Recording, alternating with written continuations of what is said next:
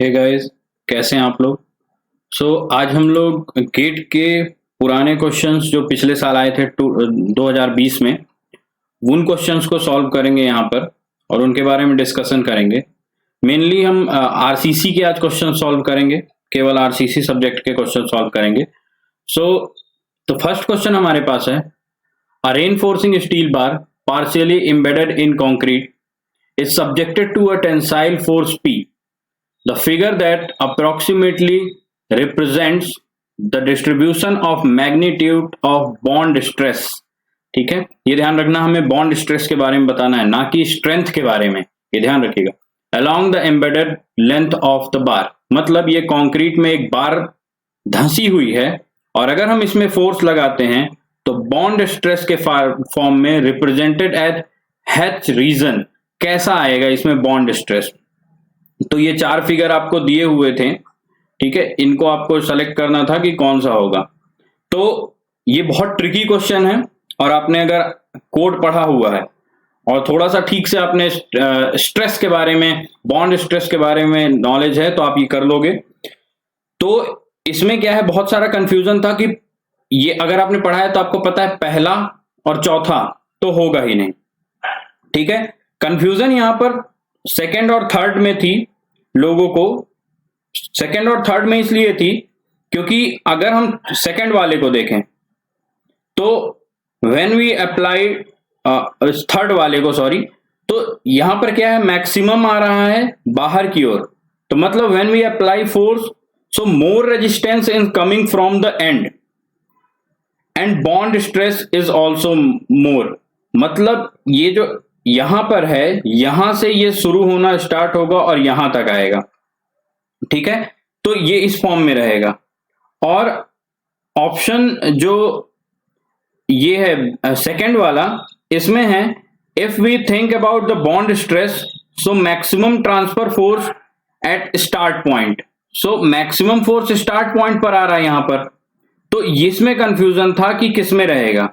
लेकिन bond stress के बारे में हमें बात किया है तो ट्रांसफर फोर्स जो होगा वो स्टार्ट पॉइंट पर मैक्सिमम आ रहा है इसमें, बट ट्रांसफर फोर्स की तो हमें बात ही नहीं किया ना। ट्रांसफर फोर्स हमें किसके बारे में बताया गया, बॉन्ड स्ट्रेस। सो अगर हम इस फिगर को देखें तो when we applied force so more resistance is coming from the end, मतलब रेजिस्टेंस यहां से स्टार्ट होगा लगना ज्यादा और इधर की ओर घटता चला आएगा। बट यहां पर क्या है, ट्रांसफर, ये फोर्स का ट्रांसफर दिखाया हुआ है कि फोर्स का ट्रांसफर इस फॉर्म में होगा। सो सेकंड जो ऑप्शन है ये हमारा इस क्वेश्चन के लिए, बॉन्ड स्ट्रेस के लिए सेकंड ऑप्शन जो है ये करेक्ट ऑप्शन है। सो ऑप्शन आप देख सकते हो, ये फिगर जिसमें बनाऊं सेकंड थर्ड फोर्थ में, तो वो सही है। तो ये काफी एक काफी इंपॉर्टेंट पॉइंट है। अगर और समझाने के लिए मैं बता दूं कि अगर अप्लाइड स्ट्रेस की बात होती है तो ये सही है और अगर स्ट्रेंथ के बारे में बात होती है तो ये सही है, ठीक है। तो हमारे पास इसलिए ये वाला सही है आंसर।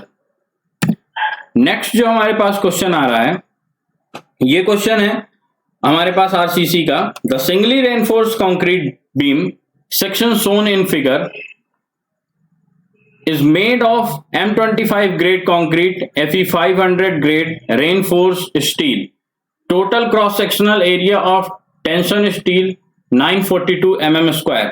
यहां पर आपको डायमेंशन दिया हुआ है और IS कोड 456 2000 के हिसाब से आपको डिजाइन करना है और यहां पर बीम सेक्शन के बारे में आपको डिजाइन मूवमेंट कैपेसिटी आपको बताना है। सो यहां पर हमें दिया क्या क्या है, M25 ग्रेड दिया हुआ है और Fe 500 दिया हुआ है, एरिया ऑफ स्टील हमें दिया हुआ है ये तो, और हमें जो B है ये भी दिया है और जो D है ये भी दिया हुआ है। सो हम K नॉट निकाल लेंगे। तो Fe 500 के लिए K नॉट क्या होता है, आपने पढ़ा होगा 0.46, ठीक है, ये तो आपको याद रखने की चीज है। और AST क्या होता है, एरिया ऑफ स्टील, यहां पर दिया हुआ है, ये 942 हो गया। देन अब हमारे पास फॉर्मूला लगेगा, हम सबसे पहला फॉर्मूला कौन सा लगाएंगे, XU का। XU will be equal to 0.87 FY/AST upon 0.36 FCK into B. तो ये फॉर्मूला हम जब पुट करेंगे तो सारी वैल्यूज यहां पर दी हुई है, ठीक है हमारे पास। तो हमारे पास आंसर आ जाएगा इसका 151.77 mm, ठीक है, ये आंसर आ जाएगा हमारे पास। ये 2 नंबर का क्वेश्चन था गेट में, ये ध्यान रखिएगा, तो काफी थोड़ा लंबा जाएगा।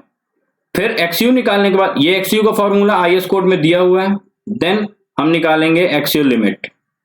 एक्सयू लिमिट निकालने के लिए होता है के नॉट इंटू डी। तो 0.46 इंटू 450, तो ये आ जाएगा हमारे पास 207 mm अप्रोक्सीमेटली। सो यहां से हमें क्या दिख रहा है, x u is less than x u limit. तो आपको पता है जब ये कंडीशन आती है तो इसका मतलब है कि हमारी बीम जो है अंडर रेनफोर्स्ड है, ठीक है। तो हमारी बीम यहां पर अंडर रेनफोर्स्ड आ गई। तो अब हम क्या करेंगे, MU निकालेंगे। MU will be equal to C into Z, और C क्या होता है, where C equal to 0.36 FCK BXU, और Z क्या होता है यहां पर हमारे लिए, लीवर आर्म होता है। तो लीवर आर्म की वैल्यू होती है D माइनस 0.42 XU, ठीक है। तो यहां पर ये सारी वैल्यूज हम रखेंगे, तो MU की वैल्यू जो हमें मिलेगी 0.36 FCK इंटू B, ये सारी वैल्यूज मैं पुट कर रहा हूं, इंटू 151.77, ठीक है। ये वैल्यूज यहां पर मैं पुट कर दूंगा क्योंकि XU की वैल्यू यहां पर पुट करनी थी। Then multiply by D minus 0.4 into 0.42 XU। तो जब ये पूरी वैल्यू मैं रखूंगा तो MU की वैल्यू आ जाएगी, आप वैल्यू रख के सॉल्व कर लीजिएगा, 158.28 into 10 to the power 6 newton metre, ठीक है। किलो न्यूटन में इसको हम चेंज कर लेंगे तो हमारे पास आ जाएगा 158.28 किलो न्यूटन इंटू मीटर, ठीक है। तो ये रहा हमारा आंसर MU, ठीक है। यही हमें निकालना था, किलो न्यूटन इंटू मीटर में निकालना था, इसलिए हमने ये निकाला। यहां पर आप ये वैल्यू पुट कर देंगे 158.28 किलो न्यूटन इंटू मीटर। तो फिल इन द ब्लैंक्स का ये 2 नंबर का क्वेश्चन था।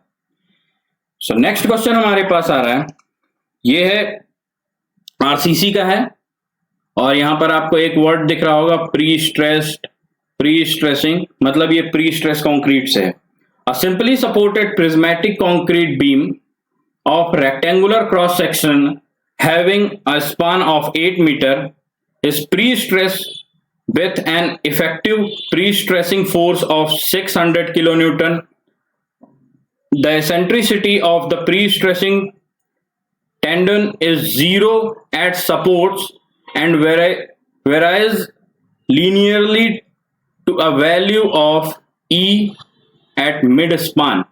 In order to balance an external concentrated load of 12 kilonewton applied at mid span, the required value of E in mm round off to the nearest integer to the tendon is. ये भी fill in the blanks का question है, 2 number का question है।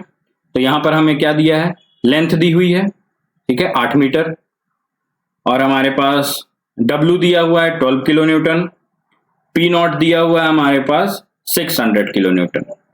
तो L है हमारे पास 8 metre, W हमें दिया हुआ है 12 किलो न्यूटन का, P नॉट दिया हुआ है हमारे पास 600 किलो न्यूटन। सो M के लिए हम निकाल लेंगे M WL/4, ठीक है, मिड स्पान पे लग रहा है।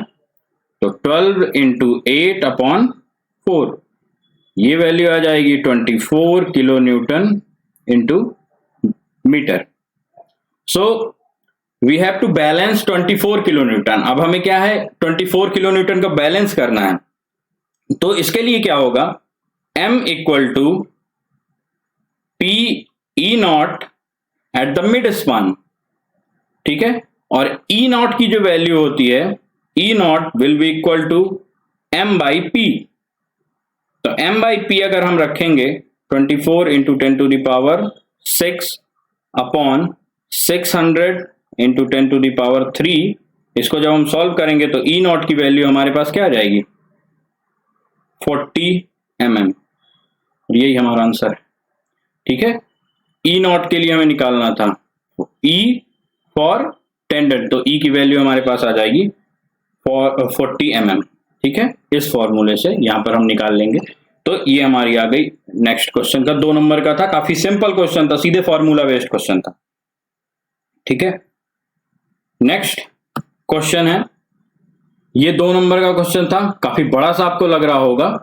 तो यहां पर कुछ चीजें बस देखने की जरूरत है कि अ रिजिड यूनिफॉर्म, आप पढ़ लीजिएगा क्वेश्चन, काफी बड़ा, काफी टाइम लगेगा, आप लोग भी बोर हो जाओगे।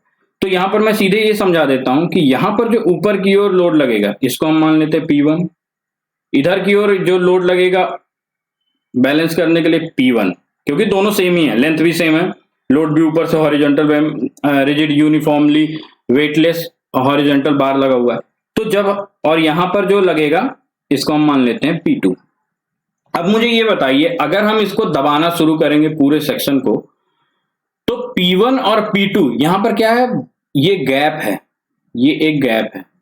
तो इस गैप को जब तक फिल नहीं कर दिया जाएगा, मतलब इतनी लेंथ तक जब तक ये बीम पूरी आ नहीं जाएगी, तब तक इसमें कोई भी लोड या फिर P2 ये जो फोर्स है ये वर्क करना स्टार्ट नहीं करेगा। तो ये जब तक इतना नीचे आ जाएगा तब फिर इसमें लोड स्टार्ट होगा, मतलब डिस्ट्रीब्यूशन ऑफ लोड यहां इस लेंथ तक केवल इन दोनों में रहेगी, देन फिर उसके बाद तीनों में डिस्ट्रीब्यूट होगी, ठीक है। तो एक्सियल स्टिफनेस की अगर मैं बात करूं तो axial stiffness AE upon L होता है, ये है आपका 10 किलो न्यूटन पर mm, ठीक है, ये यहां पर दिया हुआ है। When no load applied, ठीक है, ये 3-4 चीजें आपको याद रखना है। तो W की जो वैल्यू हो जाएगी वो ये होगी कि 2P1, 2P1 same plus P2, ठीक है, क्योंकि ये गैप की बात हो रही। तो अगर हम यहां पर बात करें P1L अपॉन AE, क्योंकि दोनों के लिए लेंथ तो सेम ही है P1 दोनों की, तो ये है हमारी 5 mm, ठीक है, क्योंकि लिखा है the bar still remains horizontal and get displaced by 5 mm in the vertical downward direction, ठीक है। तो ये जो डिस्टेंस आएगी ये 5 mm।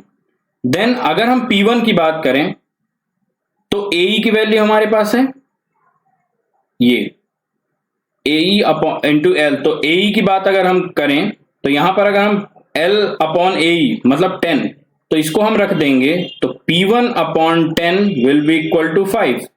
तो P1 की वैल्यू जो हमारे पास आ जाएगी, तो P1 will be equal to 50 kilo newton. Simple, इस यहां से हम P1 की वैल्यू AE अपॉन L की वैल्यू निकालकर इसमें पुट कर देंगे और इसको डिस्प्लेस कर देंगे, तो P1 की वैल्यू क्रॉस मल्टीप्लीकेशन से 50 किलो न्यूटन आ जाएगी। देन P2 के लिए same formula, P2L upon AE equal to 3 mm, ठीक है। यहां पर आप देख सकते हो क्वेश्चन में दिया हुआ है gap of 2 mm exist between the bar, so 5 minus 2 3 mm। ये ध्यान रखिएगा कि ये 3 कहां से आ रहा है, यहां पर 2 mm का गैप दिया हुआ है, 3 mm का ये है, तो 5 minus 2 will be equal to 3। तो यहां से ये वाली वैल्यूज हम यहां पर फिट कर देंगे 3 की, तो P2 की वैल्यू सेम यहां से आ जाएगी, P2 by 10 will be equal to 3, तो P2 की वैल्यू आ जाएगी 30 किलो न्यूटन।